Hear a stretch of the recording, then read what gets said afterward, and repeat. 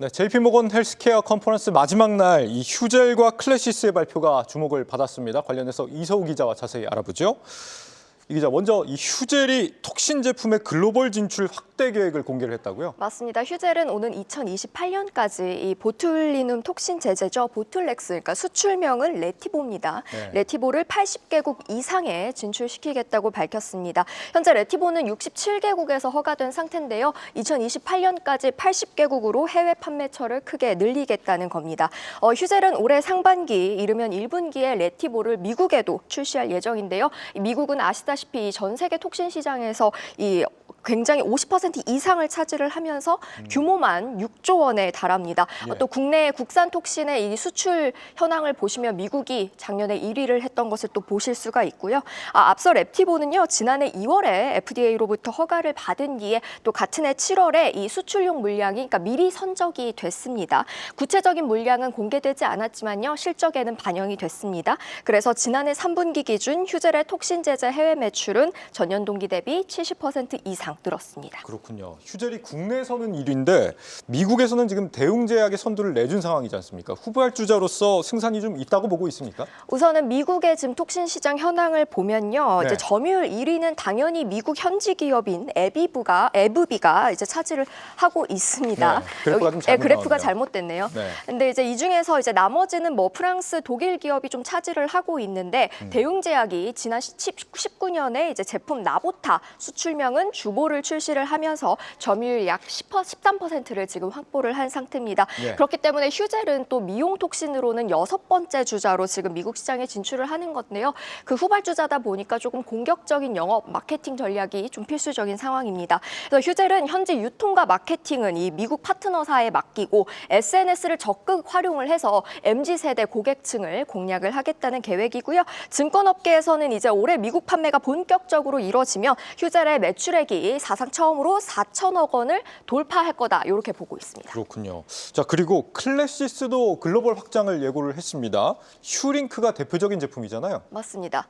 네. 이 슈링크가요, 이제 잘 아시다시피 요즘에 피부과에서 굉장히 핫한 시술입니다. 이 고강도 초음파, 일명 하이프를 기반으로 한 기기인데요. 네. 피부 탄력과 이 주름 개선에 도움이 되는 시술에 많이 쓰입니다.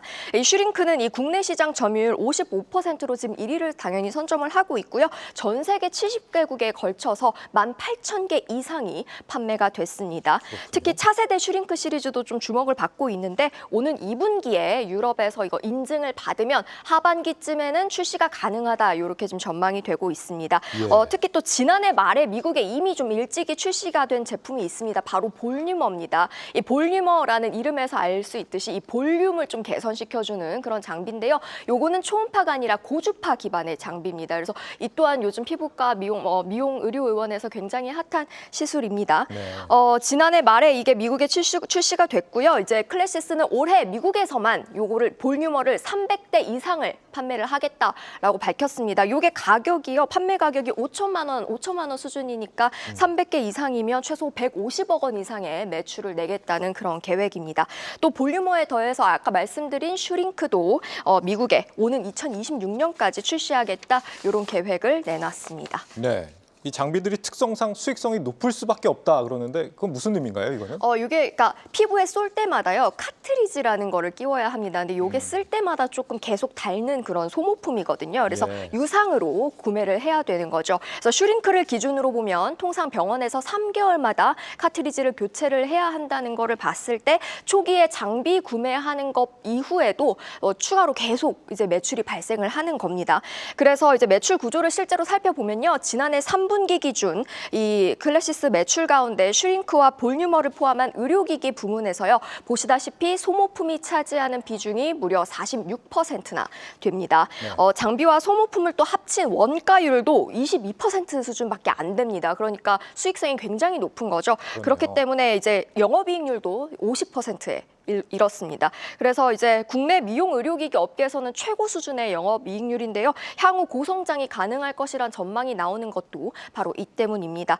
이제 실제 클래시스는 지난해 사상 처음으로 매출이 2천억 원을 넘어섰을 것으로 예상이 됩니다. 아직 4분기 실적이 발표가 안 됐기 때문에요. 근데 또 올해도 역시 매출 3,400억 원대, 또 영업이익 1,600억 원대를 기록을 하면서 역대 실적 기록을 좀 경신할 거다, 이렇게 보고 있습니다. 네, 국내 의료 미용 기업들의 글로벌 확장 본격화 소식 산업부 이서우 기자와 살펴봤습니다.